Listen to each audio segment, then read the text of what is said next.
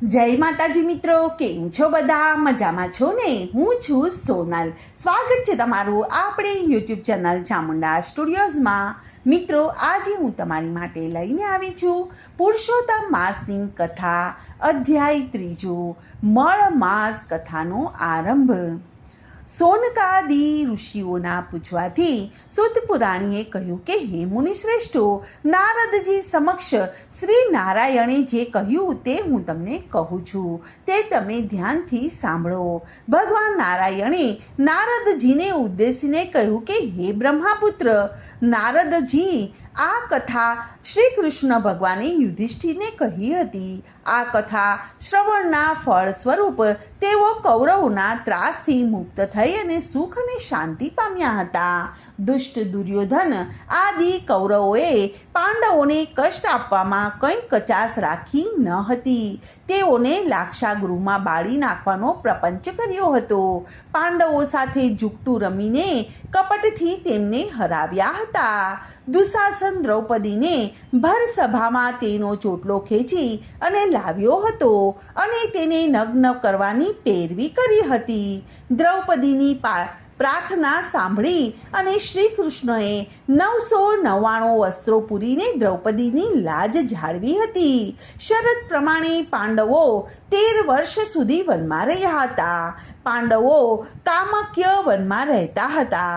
ત્યાં શ્રી કૃષ્ણ તેમને મળવા આવ્યા. કોપાયમાન અને નારાજ થયેલા શ્રી કૃષ્ણને અર્જુન હાથ જોડીને કહેવા લાગ્યા કે હે પ્રભુ, આપ કોપાયમાન ન થાઓ. આપ જગતના પાલન કરતા કહેવાઓ છો. આથી આપ શાંતિ ધારણ કરો અને અમને આપને શરણે લ્યો. અર્જુનની નમ્ર વાણી સાંભળીને શ્રી કૃષ્ણનું ક્રોધી સ્વરૂપ બદલાઈ ગયું.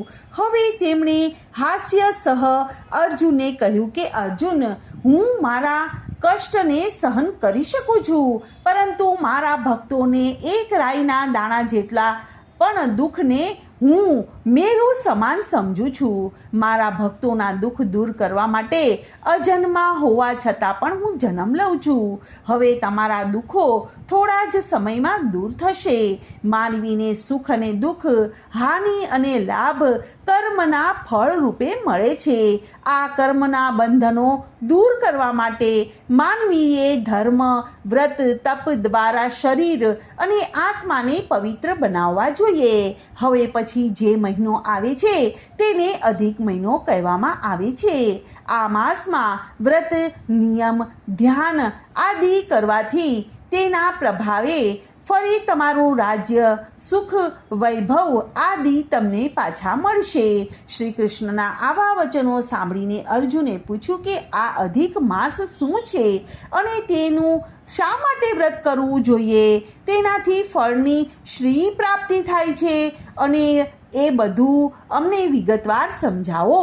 ત્યારે શ્રી કૃષ્ણ ભગવાને તેના જવાબમાં કહ્યું કે વર્ષ, માસ, દિવસ, પ્રહર, ઘડી, પળ અને વિપળ આ બધા કાળના વિભાગો છે.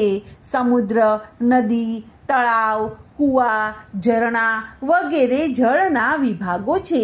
આ બધા વિભાગોના તેમના દેવોની કૃપાથી સુખ મળતું હોય છે. એવામાં સંજોગ વશાત એક વધારાનો માસ ઉત્પન્ન થયો, પરંતુ આ માસનો અધિષ્ઠાતા દેવ કોઈ પણ ન હતો. આથી લોકો આ માસને મળ માસનો નામે ઓળખવા લાગ્યા. વળી આ માસને મલિન માની ભાવિકો તે માસમાં સત્કાર્ય કરતા ન હતા, કારણ કે આ માસમાં સૂર્ય એક જ રાશિમાં રહેતો હતો. તેથી લોકો તેને નિંદાપાત્ર ગણતા હતા. આ રીતે હળદૂત થયેલ આ મળમાસ બહુ જ નિરાશ થઈ ગયો. કેટલીક વાર તેને અપઘાત કરવાનું પણ મન થતું હતું. એકવાર વૈકુંઠ લોકમાં મારી પાસે આવ્યો અને આંસુ ભીની આંખે નમ્રતાથી તેણે પોતાનું દુઃખ કહેવાનું શરૂ કર્યું. શ્રી બૃહનારદીય પુરાણ મહાપુરુષોત્તમ મહાત્મય મળમાસ કથાનો આરંભ નામનો 3 અધ્યાય સંપૂર્ણ. હવે પુરુષોત્તમ માસની પાવન કથા આપણે સાંભળીએ. કથાનું નામ છે શ્રદ્ધાનું ફળ. અનંતપુરમાં એક સુથાર રહેતો હતો. તેના કુટુંબમાં તેની પત્ની, 7 દીકરીઓ અને 2 દીકરા, કુલ મળીને 11 જણ રહેતા હતા. દીકરીઓ મોટી હતી જ્યારે 2 દીકરા નાના હતા. આખા કુટુંબના ગુજરાનનો ભાર એકલા તેના ઉપર જ હતો. તે લાકડા ઉપરની કારીગરીમાં હોશિયાર હતો. તેથી ગામમાંથી તેને સુથારી કામ મળ્યા કરતું હતું. તે ખાસ કરીને દેવી દેવતાઓના નાના નાના મંદિરો બનાવતો હતો. તે તેમાં એવી ઝીણી કોતરતી કરતો હતો કે જોનારને 2 ઘડી જોઈને રહેવાનું મન થઈ જાય.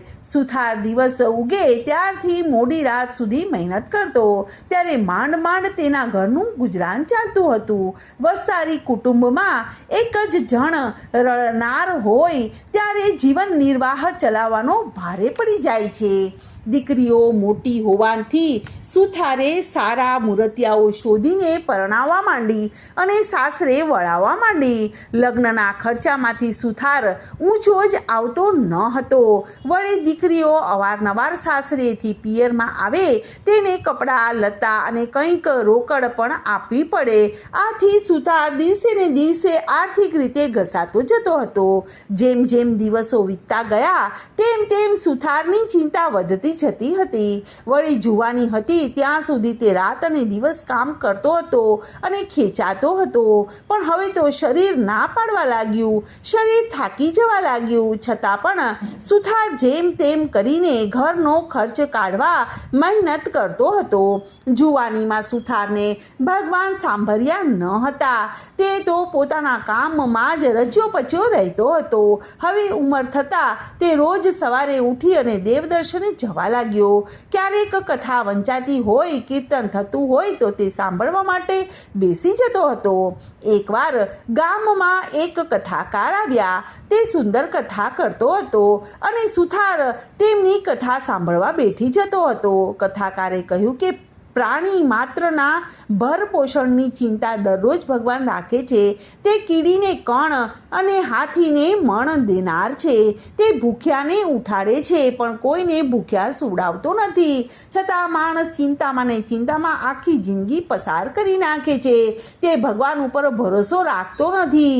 ભગવાન ઉપર ભરોસા રાખનાર કદાપી દુઃખી થતો નથી. ભગવાનને તેની ચિંતા કરવી પડે છે. કથાકારના આ શબ્દો સાંભળી અને સુથારને પસ્તાવો થવા લાગ્યો. તે વિચાર કરવા લાગ્યો કે આખી જિંદગી મેં ઢસરડો જ કર્યો છે. કોઈ દિવસ શાંતિથી બેસી અને ભગવાનનું નામ લીધું નથી. હજુ એ પણ સમય છે. ભગવાનનું નામ લઉં અને તેનું ભજન કરું, તેનું સ્મરણ કરું તો આ અવતાર તો એળે ગયો, પરલોક મારો સુધરી જશે. આમ વિચાર કરતો કરતો તે સુથાર ઘેર ગયો અને તેની પત્નીને ઉદ્દેશીને કહ્યું કે હવે મારાથી કામ થતું નથી. એ તો તું જાણે છે.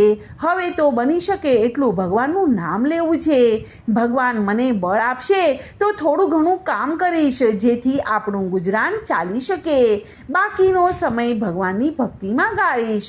1000 હાથવાળો મારો નાથ આપણને મદદરૂપ થશે. પત્ની બોલી કે તમારું કહેવું ખરું છે. તમે ઘણું વેતરું કર્યું છે. હવે ભગવાન ઉપર શ્રદ્ધા રાખી અને તેમની ભક્તિ પણ કરતા રહો.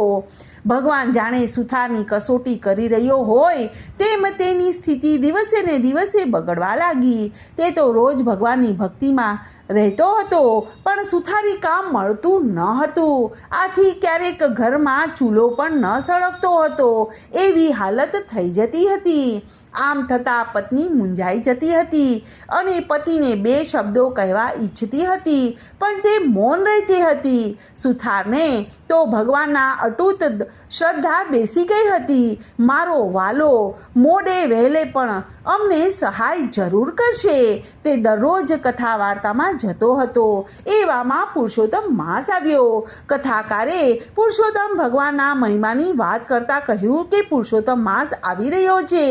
આ પવિત્ર માસમાં જે કોઈ વ્રત કરશે આખો મહિનો નાશે, દેવ દર્શન કરશે, કાંઠા ગોરમાની વાર્તા સાંભળશે, ઉપવાસ અને એકટાણા કરશે, યથાશક્તિ દાન પુણ્ય કરશે તો પુરુષોત્તમ ભગવાનની કૃપાથી તેનું દારિદ્રપણું દૂર થઈ જશે.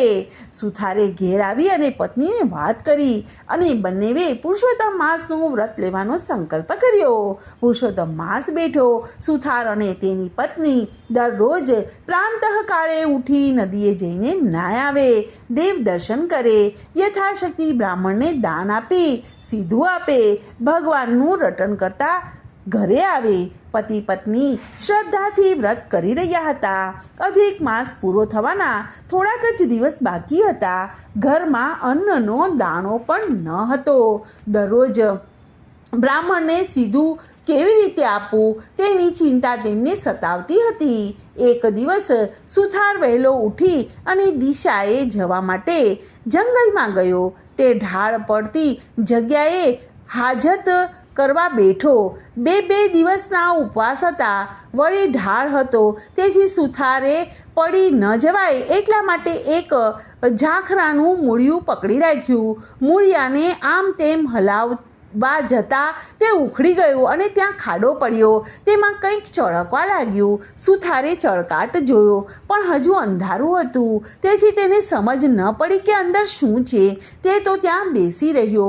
થોડું અંજવાળું થયું તો જોયું કે ખાડામાં હીરા પડ્યા છે અને તે તો ચમકી રહ્યા છે. તેનો સુથારને ખ્યાલ આવ્યો. સુથારે આનંદ અને હરખ સાથે હીરા ઉઠાવ્યા. તેણે જોયું તો તેની નીચે સોના મોહરો પડી હતી. માટી કાઢીને ખાડો જરા ઊંડો કર્યો તો તાંબાનો ચરુ દેખાયો. આખો ચરુ સોના મોહરોથી ભરેલો હતો. આ બધું જોઈ અને સુથારના આનંદનો પાર ન રહ્યો અને પછી તેણે વિચાર આવ્યો કે આ તો દાટેલું ધન છે, આ મારાથી ન લેવાય. મારા ઘરમાંથી ચરુ નીકળ્યો હોય તો મારા હકનો ગણાય, પણ આ તો પાદરે પડેલું સોનું છે, મારાથી ન લેવાય. હાલમાં પુરુષોત્તમ ભગવાનનું વ્રત કરું છું, તેથી પરધન લઉં તો પાપી કહેવાયો. આમ વિચારીને સુથાર ચરુ લીધા વગરનો ઘેર પાછો ફર્યો. સુથાર રોજ દિશાએ જતો અને પણ બહુ વાર લાગતી નહીં. પણ આજે ઘણો સમય થવાથી સુથારની પત્ની ચિંતા કરતી બારણે ઊભી સુથારની પ્રતીક્ષા કરી રહી હતી. સુથારે ઘેર આવી અને પોતાની પત્નીને સોનાના ચરુની વાત કરી. પત્ની તો આ વાત સાંભળીને રાજી થઈ ગઈ. દાટેલું ધન હાથમાં આવવા છતાં પતિને ખાલી હાથે પાછો ફરેલો જોઈને તે ગુસ્સો કરીને કહેવા લાગી કે તમે તો સાવ ભગત થઈ ગયા છો. તમારે ક્યાં ચોરી કરવાની હતી? અરે રે, ઘરે બેઠા ગંગા આવી અને તમે તો કોરા જ રહી ગયા. અને અકર્મીઓનો પડ્યો કાળો જ હોય. અને ચાલો મને દેખાડો એ જગ્યા, હું એ ચરુ લઈ આવું. સુથાર કહે કે એ તો અણહકનું ધન કહેવાય, એ લઉં તો મારી ભક્તિ એળે જાય. હવે તેલ તાવડો છોડો અને ચાલો મારી સાથે. લક્ષ્મીજી ચાંદલો કરવા આવે છે, એને વધાવી લ્યો. ત્યારે ભગવાન ઉપર મને શ્રદ્ધા છે. પારકા ધનને હું હાથ નહીં અડાડું. તારે જોઈતું હોય તો તું જઈને લઈ આવ. મારા ભગવાનને મને ન્યાલ કરવો હશે તો ઘરમાં બેઠા ધનનો વરસાદ વરસાવશે. આ સાંભળીને પત્ની તો કપાળ કૂટવા લાગી, પણ સુથાર એકનો બે ન થયો. પત્નીએ બહુ ધમપછાડા કર્યા. ત્યારે એણે એ સ્થળની નિશાની આપીને કહ્યું કે તારે ચરુ જોઈતો હોય તો લઈ આવ, હું તો નહીં જાઉં. સુથારણે જવાની તૈયારી કરી. એટલે સુથારે કહ્યું કે સૂર્યોદય થતાં જ નદીએ નાહવા જવાનો આપણો નિયમ છે. જો એ નિયમ તૂટશે તો ભગવાન નારાજ થશે. છેવટે સુથારણે જીદ છોડી બંને નદીએ નાહવા ગયા. જ્યારે સુથાર અને તેની પત્ની ઊંચા અવાજે સોનામોરો ભરેલા ચરુની વાત કરી રહ્યા હતા ત્યારે તેમના બંનેની વાત પાડોશણમાં રહેતો વાળંદ સાંભળતો હતો. જેવા સુથાર અને સુથારણી નદીએ નાહવા ગયા કે તરત જ વાળંદે તેની પત્નીને ઉઠાડી અને બધી વાત કરી.